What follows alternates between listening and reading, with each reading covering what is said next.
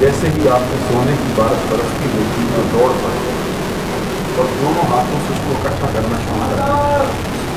اللہ تبارک و تعالیٰ نے فرمایا یعقوب ایوب میں کیا دیکھتا ہوں آپ سونا اکٹھا کرتے ہیں، میں نے تو آپ کو بڑا مال دیا ہے اور بڑی عزت عطا کی ہے، بڑی دولت سے مالا مال کیا ہے، تو یہ کیا کر رہے ہیں؟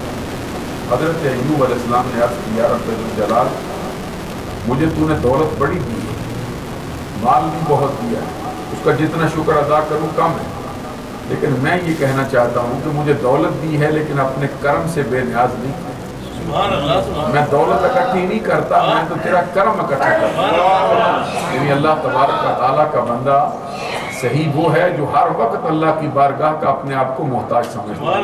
نعرہ تکبیر، نعرہ رسالت، سبحان اللہ سبحان اللہ۔ ایک مرتبہ درود السلام پڑھ دیجیے۔ الصلاۃ والسلام علیک یا سیدی یا رسول اللہ وعلی آلہ وصحبہ۔ الصلاۃ والسلام علیک یا رحمۃ للعالمین وعلی آلہ وصحبہ یا رسول اللہ۔ الصلاۃ والسلام۔ ماشاءاللہ ہر روز کی طرح آج بھی بڑے اچھے سوالات فرمائے گئے ہیں۔ پہلا سوال یہ ہے کہ حدیث میں ہے حضور نبی اکرم صلی اللہ علیہ وسلم کا فرمان ہے کہ مجھ پر نبوت جو ہے وہ ختم ہو گئی، سوائے مبشرات کے۔ صحابہ کرام نے نبی اکرم صلی اللہ علیہ وسلم سے پوچھا کہ مبشرات کیا ہیں، تو نبی اکرم صلی اللہ علیہ وسلم نے بتایا کہ یہ ایک سچا خواب ہے۔ کہتے ہیں آپ اس حدیث کی وضاحت کریں۔ سب سے پہلی بات تو یہ ذہن میں رکھنی چاہیے کہ نبی اکرم صلی اللہ علیہ وسلم کے خاتم النبیین ہونے کا جو معنی ہے اہل اسلام کے ہاں جو 1400 سال سے چلا آ رہا ہے وہ یہ ہے کہ آپ اللہ تبارک و تعالیٰ کے تمام نبیوں میں سب سے آخر میں تشریف فرما ہوئے۔ خاتم النبیین کا معنی ہے کہ آخر الانبیاء، انبیاء کرام میں سب سے آخر میں جلوہ فرما ہونے والے۔ ایک حدیث میں نبی اکرم صلی اللہ علیہ وسلم کا یہ فرمان ہے کہ نبوت بھی ختم ہو گئی ہے، رسالت بھی ختم ہو گئی ہے۔ میری ذات پر اللہ تبارک و تعالیٰ نے رسالت کو بھی ختم کیا ہے، نبوت کو بھی ختم کیا ہے، میں اللہ کا آخری نبی ہوں۔ اس طرح کی بہت سی حدیثیں ہیں۔ ایک حدیث میں ہے کہ نبی اکرم صلی اللہ علیہ وسلم نے حضور مولا علی شیر خدا رضی اللہ تعالیٰ عنہ سے فرمایا اما ترضى ان تكون منی بمنزلۃ ہارون من موسیٰ الا انہ لا نبی بعدی۔ علی کیا تو اس بات پر راضی نہیں ہے کہ تو میرے لیے اسی طرح ہے جس طرح حضرت موسیٰ علیہ السلام کے لیے ہارون علیہ السلام تھے؟ فرق یہ ہے کہ حضرت ہارون علیہ السلام نبی تھے، تو نبی نہیں۔ کیوں؟ کہ مجھ پر اللہ تبارک و تعالیٰ نے نبوت کو ختم کر دیا، میرے بعد کوئی نیا نبی جلوہ گر نہیں ہو سکتا۔ اور بھی بہت سی حدیثوں میں یہ اس طرح کے ملتے جلتے الفاظ آئے۔ آقا کونین صلی اللہ علیہ وسلم نے ایک حدیث میں یہ فرمایا کہ فضلت علی الانبیاء بست، اللہ تبارک و تعالیٰ نے مجھے دوسرے نبیوں پر 6 باتوں سے فضیلت عطا فرمائی. اس کے اندر ساری باتوں کا تذکرہ کر کے آخر میں فرمایا وَخُتِمَ بِيَ النَّبِيُّونَ. اس بات سے مجھے فضیلت دی گئی ہے کہ مجھ پر نبوت ختم ہو گئی. میرے بعد نیا نبی کوئی جلوہ گر نہیں ہو سکتا. ایک حدیث میں نبی اکرم صلی اللہ علیہ وسلم کا فرمان ان الرسالۃ والنبوۃ قد انقطعت فلا رسول بعدی فلا نبی بعدی. بے شک رسالت بھی منقطع ہو گئی، نبوت بھی منقطع ہو گئی، اب میرے بعد نہ کوئی نیا نبی آ سکتا ہے نہ کوئی نیا رسول آ سکتا ہے. ایک حدیث کے اندر نبی اکرم صلی اللہ علیہ وسلم نے فرمایا انا آخر الانبیاء وانتم آخر الامم. سن لو میری امت کے افراد، میں نبیوں میں سب سے آخر میں جلوہ گر ہوا ہوں اور تم ایسی امت ہو جو سب سے آخر میں جلوہ گر ہو. میرے بعد کوئی نیا نبی نہیں آ سکتا ہے، تمہارے بعد کوئی نئی امت نہیں آ سکتی. اس سے یہ معلوم ہو گیا کہ حضور نبی اکرم صلی اللہ علیہ وسلم جو ہیں سب نبیوں میں آخر میں تشریف فرما ہوئے ہیں. اب آپ کے بعد کوئی نیا نبی نہ آ سکتا ہے نہ اس کا تصور کیا جا سکتا ہے. تو یہ جو حدیث کے اندر فرمایا گیا کہ حضور نبی اکرم صلی اللہ علیہ وسلم نے کہ نبوت ختم ہو گئی ہے الا المبشرات، سوائے مبشرات. تو صحابہ کرام رضوان اللہ تعالی علیہ مجمعین نے پوچھا سرکار یہ مبشرات کیا ہے؟ تو جواب میں نبی اکرم صلی اللہ علیہ وسلم نے فرمایا الرؤیۃ الصالحہ، سچے خواب جو ہیں یہ مبشرات کہ اللہ تبارک و تعالیٰ کی طرف سے بندوں کو الہامی انداز کے ساتھ سچے خواب دکھائے جائیں. یہ بھی ایک نبوت کا حصہ ہے. کیوں کہ اللہ تبارک و تعالیٰ کے نبیوں کا ہر خواب سچا ہوتا ہے، ہر خواب سچا ہوتا ہے. تو اللہ تبارک و تعالیٰ سرکار کی امت کے اندر یہ خوشخبریاں اس طرح جاری فرمائے گا کہ نیکوکار افراد کو سچے خواب آئیں. ادھر وہ خواب رات کو دیکھیں گے، ادھر صبح ان کی تعبیر سامنے آ جائے گی. اور کبھی ایسا ہوگا کہ خواب ان کو آئے گا، کچھ عرصے کے بعد اس کی تعبیر بھی سامنے آ جائے گی. اگلا سوال یہ کہتے ہیں کہ جب کوئی نماز پڑھ رہا ہو تو اس کے آگے سے نہیں گزر سکتے. اس میں بالکل کوئی شک و شبے کی گنجائش نہیں ہے. حضور نبی اکرم صلی اللہ علیہ وسلم نے فرمایا کہ جو شخص نمازی کے آگے سے گزرتا ہے اگر اس کو پتہ چل جائے کہ اس کا وبال کیا ہے تو وہ 40 برس تک یا 40 دن تک وہاں پہ رکا رہے. 40 برس یا 40 دن یا 40 ماہ یا 40 ہفتے، کیونکہ خالی 40 کا لفظ استعمال ہوا ہے. تو معلوم ہوا کہ نمازی کے آگے سے گزرنا انتہائی برا فعل ہے. اب اس کی وجہ کیا ہے کہ نمازی سے آگے سے گزرنے والے شخص جو ہے اس کے گزرنے کی وجہ سے جو بندہ نماز پڑھ رہا ہو اس کی توجہ کے بٹ جانے کا اندیشہ ہے. کیونکہ اپنے جو وہ انہامات میں ہے اور جس طرح کی اس کو توجہ حاصل ہے اور جس طرح کا کنسنٹریٹ وہ کر رہا ہے اپنے آپ کو اللہ تبارک و تعالیٰ کے لیے.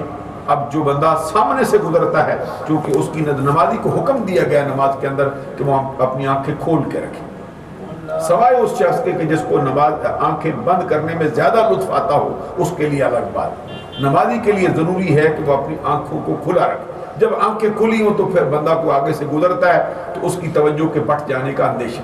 اور حدیث میں نبی اکرم صلی اللہ علیہ وسلم سے پوچھا گیا تھا کہ سرکار بتائیے احسان کیا ہے؟ تو جواب میں سرکار نے فرمایا ان تعبد اللہ کأنک تراہ فإن لم تکن تراہ فإنہ یراک.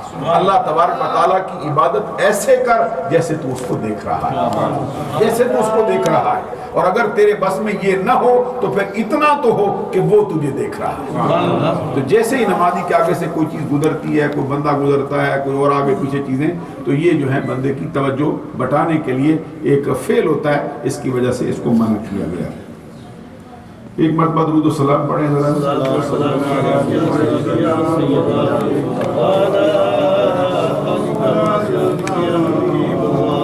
ایک سوال کیا گیا ہے کہ بعض علماء نے اس بارے میں یہ نظریہ بیان کیا ہے کہ شیطان نے نبی صلی اللہ علیہ وسلم کے کان میں آیتیں سرگوشی کی. تو یہ کہتے ہیں اس کے بارے میں صحیح نظریہ اس میں یہ ہے جو قرآن مجید کے مختلف مقامات پر اس کا تذکرہ آیا ہے کہ حضور نبی اکرم صلی اللہ علیہ وسلم نے جو کلام صحابہ کرام کو سنایا تو صحابہ کرام کے درمیان اور آقا کونین صلی اللہ علیہ وسلم کے درمیان جو ہے وہ شیطان جو ہے وہ مخل ہوا ہے کہ حضور نبی اکرم صلی اللہ علیہ وسلم جو پڑھتے ہیں شیطان آگے سے اس میں کلام کے اندر تھوڑا خلط ملط کر کے صحابہ کرام کو سنواتا ہے، یا پھر جو نبی اکرم صلی اللہ علیہ وسلم کے سننے والے افراد ہیں. اتنا ہے. اس کے علاوہ یہ ہے کہ نبی اکرم صلی اللہ علیہ وسلم پر اس کا کوئی بس نہیں. اللہ تعالیٰ عمل کی توفیق عطا فرمائے. اب اگر آپ کو سوال کرنا چاہیں تو جواب کے لیے. السلام علیکم. وعلیکم السلام. حضور اگر عشاء کی جماعت رہ جائے کسی کی تو وہ وتر جماعت کے ساتھ پڑھ سکتا ہے؟ اچھا، یہ مسئلہ ہے کہ اس کے بارے میں دو آراء پائی جاتی ہیں. ایک یہ ہے جس میں اعلیٰ حضرت امام محمد رضا رحمۃ اللہ تعالیٰ علیہ اور صدر الشریعہ امجد الیازمی، حضرت صدر اللہ فاضل، دیگر حضرات اس سے پہلے کے افراد جو ہیں، ان کا نظریہ یہ ہے کہ جو وتر کی نماز ہے نا جماعت کے ساتھ، یہ رمضان المبارک کے مبارک اور مقدس مہینے کی عشاء کی نماز کے فرض کے تابع ہے. عشاء کی نماز کے فرض کے تابع جو رمضان میں پڑھی جاتی. تو اب یہ ہے کہ اگر کسی شخص نے نماز عشاء جو ہے وہ با جماعت ادا نہیں کی ہے تو پھر وہ وتر بھی جماعت کے ساتھ ادا نہ کرے. یہ ایک نظریہ ہے. دوسرا نظریہ یہ ہے جس میں بہت سے دیگر افراد بھی ہیں، ان کا کہنا یہ ہے کہ یہ رمضان المبارک کے مہینے کی جو عشاء کی نماز ہے اس کے تابع نہیں ہے، بلکہ یہ رمضان المبارک کے مہینے کے تابع ہے. تو جن کا یہ نظریہ قائم ہوا ہے وہ کہتے ہیں اگر عشاء کی نماز کسی سے چھوٹ گئی ہو تو وہ وتر جو ہے وہ جان بوجھ کر نہ چھوڑے. یہ دو نظریے پائے جاتے ہیں. اللہ تبارک و تعالیٰ کو اصل حال معلوم. سبحان اللہ.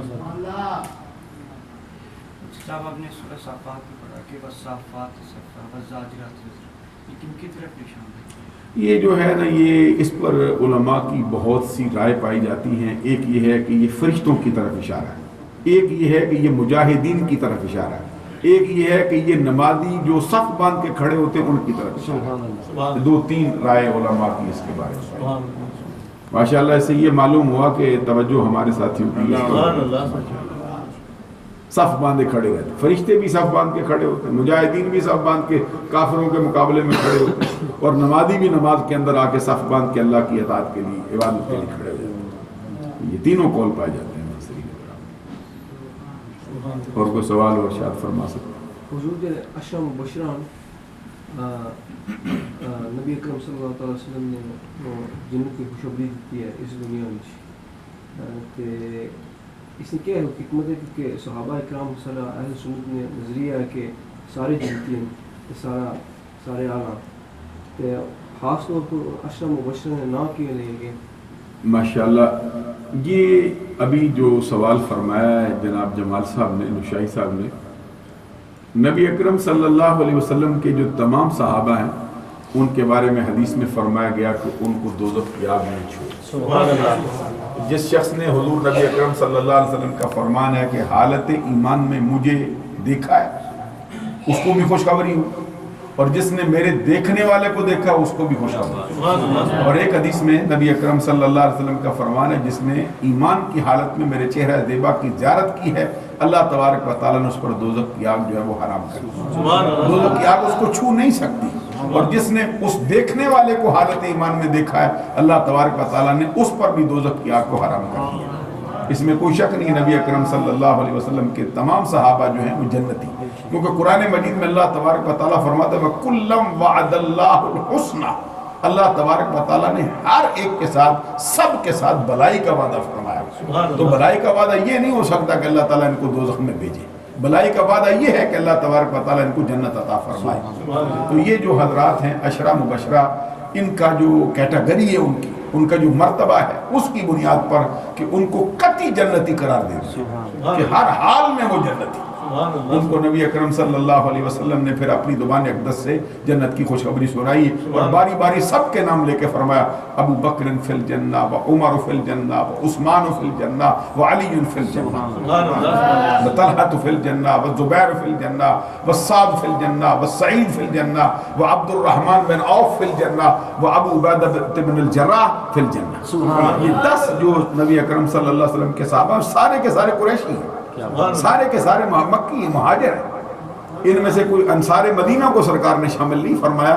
یہ سرکار دو جہاں صلی اللہ علیہ وسلم کی ذات اقدس پر اپنی جانیں نچھاور کرنے والے افراد، آقا کونین صلی اللہ علیہ وسلم پر سب کچھ لٹا دینے والے صحابہ کرام. ایک یہ ہے کہ سرکار نے ان کی دل کی تسلی کے لیے کہ انہوں نے میری خدمت اس قدر فرمائی ہے اور میرے ساتھ اس طرح یہ چلے ہیں، ان کو ظاہری زندگی کے اندر قطعی جنتی ہونے کی خوشخبری سنا دی. یہ اس کی وجوہات. سبحان اللہ. تاکہ ان کی جزا جو ہے ان کو زندگی کے اندر عطا کی جائے. اور حضرت عثمان غنی رضی اللہ تعالیٰ عنہ ایسی ہستی ہیں جن کے لیے سرکار کا فرمان ہے کہ میری امت کا پہلا فرد ہے جو حساب و کتاب کے بغیر ہی جنت میں داخل ہے. یہ ان کے لیے خاص ہے. اور کوئی سوال ہو شاید فرما سکتے ہیں. سبحان ربک رب العزت عما یصفون وسلام علی المرسلین والحمد للہ رب العالمین. الہی ہماری نماز عشاء کو، نماز فطر کو، نماز تراویح کو، پڑھے جانے والے قرآن کو اپنی بارگاہ میں قبول فرما. ہونے والے واعظ و نصیحت کو اور قرآن مجید کے تعارف کو اپنی بارگاہ میں قبول فرما. الہی سے ہمارے گناہوں کا کفارہ بنا. جو بیمار ہیں ان کو شفا عطا فرما. جو پریشان حال ہے ان کی پریشانی کو دور فرما. جو بے اولاد ہیں ان کو نیک اور صالح اولاد عطا فرما. ہمارا خاتمہ ایمان پر فرما. صلی اللہ علیہ حبیبی محمد و آلہ.